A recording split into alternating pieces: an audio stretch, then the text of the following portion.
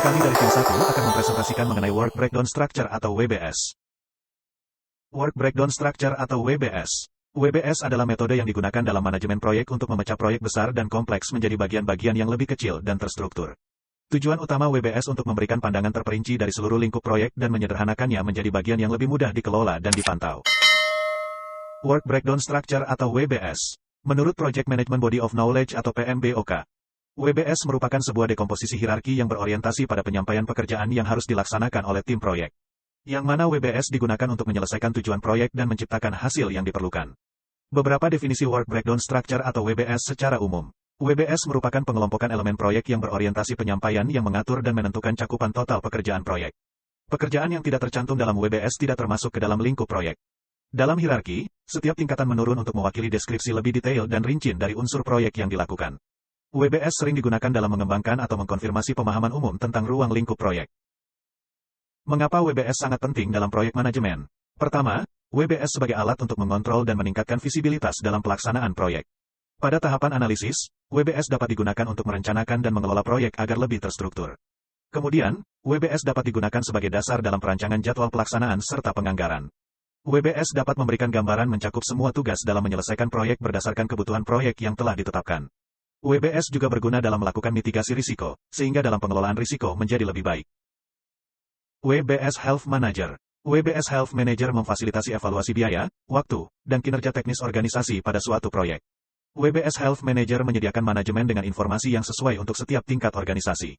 WBS Health Manager membantu dalam pengembangan organisasi struktur rincian yang menetapkan tanggung jawab proyek untuk unit organisasi dan individu. WBS Health Manager membantu rencana manajer, jadwal, anggaran dan mengkoordinasikan berbagai elemen proyek. Elemen dalam WBS. WBS mempunyai 5 level elemen yaitu pertama proyek, kedua kategori, ketiga subkategori, keempat sub dari subkategori, dan kelima work package. Level pertama yaitu elemen proyek. Elemen proyek merupakan proyek secara keseluruhan yang menjadi keutamaan dalam WBS. Elemen proyek mencakup tujuan, hasil akhir, dan ruang lingkup proyek secara umum.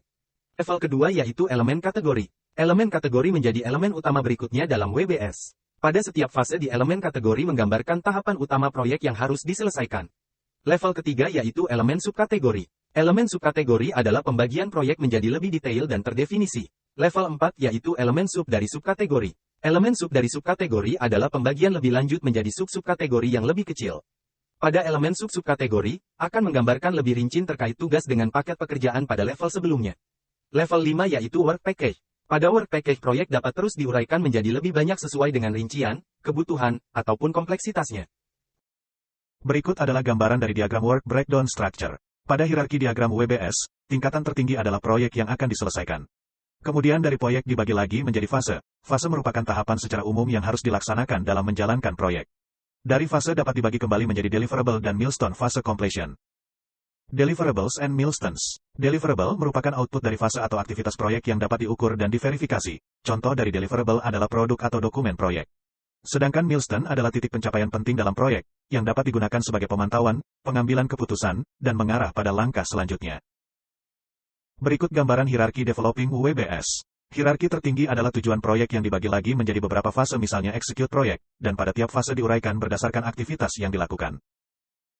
Berikut merupakan contoh dari diagram Work Breakdown Structure secara umum. Pada diagram menjelaskan mengenai tujuan proyek dan aktivitas yang dilakukan secara detail serta tersusun agar mudah dikelola dan dipantau. Gambaran mengenai konsep dari package pada diagram WBS. Fungsi dari package adalah membuat lebih rinci terkait aktivitas yang dilakukan misalnya desain teknik proyek yang dijabarkan ada tahapan perancangan gambar teknis produk. Input dari WBS adalah the project scope statement, statement of requirements, dan organizational process assets. Project scope statement adalah penjelasan rinci tentang hasil proyek dan pekerjaan yang diperlukan untuk membuatnya. Sedangkan statement of requirement adalah dokumen yang merinci kebutuhan bisnis untuk proyek dan menjelaskan hasil kerja. Output dari WBS adalah WBS dokumen, WBS Dictionary, Scope Baseline, dan Project Dokumen Update. WBS Dictionary adalah dokumen pendamping yang menjelaskan setiap elemen WBS. Scope Baseline adalah pernyataan ruang lingkup dari WBS dokumen dan Dictionary. Dan Project Dokumen Updates merupakan informasi perubahan dan penambahan pada dokumentasi proyek. Beberapa cara untuk mengembangkan WBS. 1. WBS harus berorientasi dan deliverable, karena dapat memastikan bahwa seluruh pekerjaan proyek terkait dengan tujuan dapat diukur dan diverifikasi. 2. WBS harus mendukung Measurable Organizational Value atau MOV, karena MOV berkaitan dengan dampak keuntungan bisnis, kebutuhan ataupun keinginan dari stakeholder.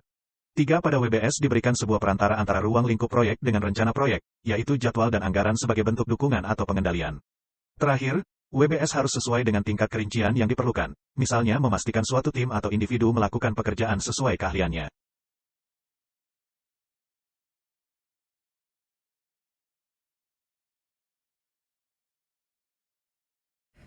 Baik, kami lanjutkan tentang pengenalan Project Libre. Nah, Project Libre ini adalah tools yang digunakan untuk membuat WBS. Ketika pertama dibuka, nanti ada pilihan antar membuka project atau membuat project. Nah, itu bisa dipilih. Kalau memang sudah ada, jadi tinggal open aja. Nah, kalau misalnya belum, create project, dan di situ pakai project teamnya apa, manajernya siapa, start date-nya dari kapan, notes-nya apa. Nah, setelah itu ketika sudah diisi, tinggal klik OK aja. Nah, kalau misalnya tidak diisi dan diklik langsung OK, nanti muncul error seperti yang tadi muncul.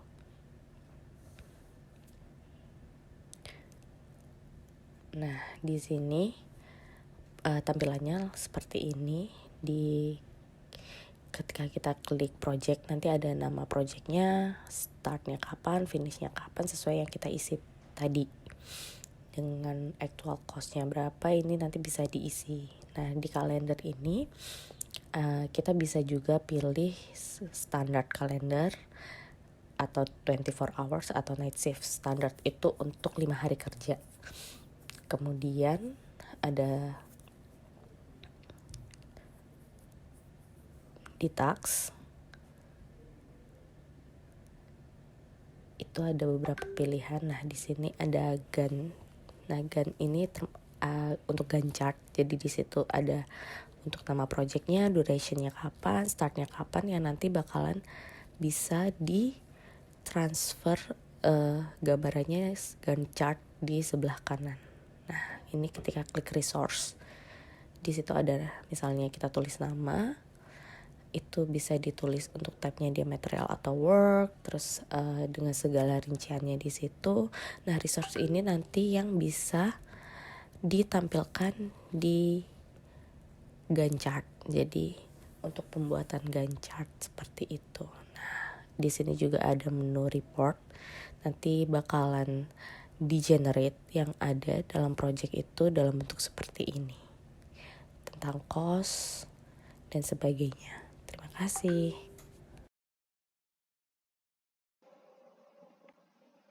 Nah, sekarang teman-teman udah tahu apa itu WBS dan tools apa aja sih yang biasa digunakan untuk membuat WBS. Kali ini kami ingin menunjukkan salah satu WBS yang sudah selesai. Dan pada kesempatan kali ini kami menggunakan Project Libre sebagai toolsnya. Di sini teman-teman bisa lihat, ini merupakan WBS dari Project App. Di sini kami memiliki 6 inisiasi atau 6 proses besar, yaitu perencanaan proyek, analisis dan perancangan, pengembangan, pengujian dan penyelesaian bug, peluncuran, serta pemeliharaan dan peningkatan.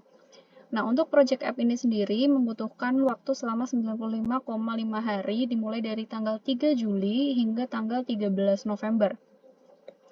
Nah, untuk setiap inisiasi, kami melakukan breakdown untuk subtugas masing-masing. Jadi, dapat dilihat bahwa dalam inisiasi perencanaan proyek, kami memiliki 4 subtugas. Yang pertama yaitu menentukan kebutuhan dan tujuan aplikasi, membuat rencana proyek, mengalokasikan sumber daya proyek, dan menentukan batas waktu proyek. Nah, masing-masing subtugas ini memiliki durasi waktu yang berbeda-beda, serta tanggal mulai dan tanggal selesai yang berbeda pula. Nah, di sini di kolom resource name kami sudah mengassign resource-resource yang bertanggung jawab untuk masing-masing subtugas. Jadi contoh untuk menentukan kebutuhan dan tujuan aplikasi dimulai pada tanggal 3 Juli, selesai pada tanggal 6 Juli, yang bertanggung jawab adalah business analyst dan manajer proyek. Begitu selanjutnya untuk nomor 2, inisiasi nomor 2 yaitu analisis dan perencanaan, kami memiliki 4 subtugas juga. Nah, untuk analisis dan perancangan ini sendiri durasi yang diperlukan selama 14 hari. 14 hari ini merupakan keempat subtugas ketika sudah selesai. Jadi, keempat subtugas ini dimulai pada tanggal yang sama, namun selesainya memiliki waktu yang berbeda-beda. Namun dapat dilihat pada analisis dan perancangan, ini merupakan 14 hari karena untuk subtugas yang kedua yaitu merancang antarmuka pengguna memerlukan waktu selama 14 hari.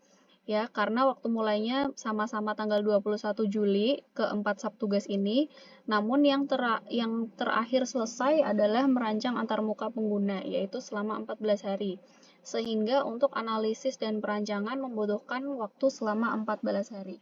Dan kemudian di kolom predesesor ini kenapa terdapat angka 2? Karena proses analisis dan perancangan baru bisa dilakukan setelah perancangan proyek ini selesai. Begitu teman-teman. Jadi ini merupakan hubungan yang menunjukkan keterikatan. Jadi analisis dan perancangan ini baru bisa dikerjakan setelah perancangan proyeknya selesai. Nah, dilanjutkan untuk inisiasi pengembangan, kami juga memiliki 4 subtugas dan durasi waktunya selama 42 hari, dimulai dari tanggal 10 Agustus selesai pada tanggal 6 Oktober. Dan ini adalah resource yang bertanggung jawab untuk masing-masing subtugas. Kemudian pada predesesornya ada di baris nomor 7, yaitu analisis dan perancangan, yang mana artinya adalah inisiasi pengembangan ini baru dapat dikerjakan setelah inisiasi analisis dan perancangan ini selesai dikerjakan. Untuk inisiasi selanjutnya, yaitu pengujian dan penyelesaian bug, kami memiliki 3 subtugas dan durasi waktunya adalah 21 hari, dimulai pada tanggal 9 Oktober sampai tanggal 6 November. Kemudian inisiasi yang selanjutnya adalah peluncuran, membutuhkan waktu selama 3,5 hari. Dan untuk inisiasi yang terakhir adalah pemeliharaan dan peningkatan, ini kami bagi menjadi 3 subtugas. Dan sama seperti sebelumnya, jadi untuk masing-masing inisiasi ini memiliki predesesor yaitu inisiasi sebelumnya ya. Nah, ini merupakan jadwal dan pembagian subtugas untuk masing-masing inisiasi, waktu mulainya, waktu selesai, dan resource yang bertanggung jawab untuk masing-masing inisiasi dan subtugas. Kemudian kita geser di sebelah kanan, ini merupakan ganchart dari jadwal yang sudah di breakdown tadi. Jadi teman-teman bisa lihat sesuai yang dijelaskan tadi, untuk masing-masing inisiasi, tanda panah ini menunjukkan keterikatan atau predesesor yang tadi sudah dijelaskan. Jadi untuk inisiasi nomor 2, analisis dan perancangan, ini baru dapat dikerjakan setelah inisiasi sebelumnya, yaitu perencanaan proyek ini selesai dilakukan ya. Begitu juga untuk inisiasi selanjutnya, yang saling terikat ditunjukkan dengan tanda panah. Nah, selanjutnya untuk subtugasnya ini berada pada satu garis lurus karena dimulainya dalam waktu yang bersamaan. Jadi untuk subtugasnya walaupun dalam satu inisiasi ini dapat dilakukan secara bersama-sama. Meskipun untuk satu inisiasi ke inisiasi yang lain ini harus dilakukan secara berurutan ya. Tapi dalam satu inisiasi, subtugas masing-masing ini dapat dikerjakan secara bersama-sama, tidak perlu menunggu subtugas yang lain selesai terlebih dahulu. Karena itu tidak ada tanda panah ya di sebelah sini. Kalau misalnya pun ini subtugas nomor 2 ini harus dikerjakan setelah subtugas 1 selesai, ini akan bergeser. Jadi tidak boleh dimulai dikerjakan pada tanggal yang bersamaan.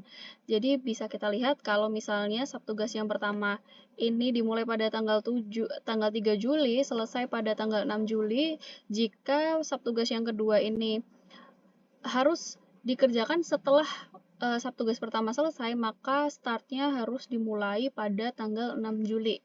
Ya, tidak boleh pada tanggal 3 Juli. Kemudian untuk predesesornya ini nanti bisa ditaruh untuk di baris nomor 3. Jadi contoh, ini nanti akan diganti jadi tanggal 6. Kemudian di predesesornya akan diganti nomor 3. Nah, ini berarti subtugas nomor 2 terikat pada subtugas nomor 1 baru dapat dikerjakan setelah subtugas nomor 1-nya selesai. Begitu ya, teman-teman. Semoga jelas dan paham untuk gancartnya ini. Nah, kemudian setelah kita breakdown semuanya dan kita sudah tahu gancartnya, kita bisa lihat bagan dari WBS-nya dengan cara klik di tombol WBS di atas ujung sebelah kiri.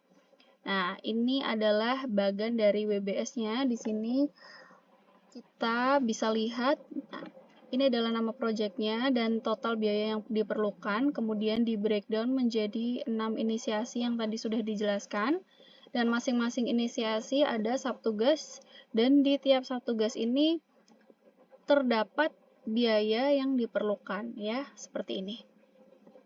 Oke, segitu aja penjelasan dari contoh WBS ini, semoga teman-teman paham. Terima kasih. Sekian dari tim 1 menjelaskan mengenai Work Breakdown Structure atau WBS. Untuk kekurangan dalam presentasi, kami memohon maaf. Terima kasih.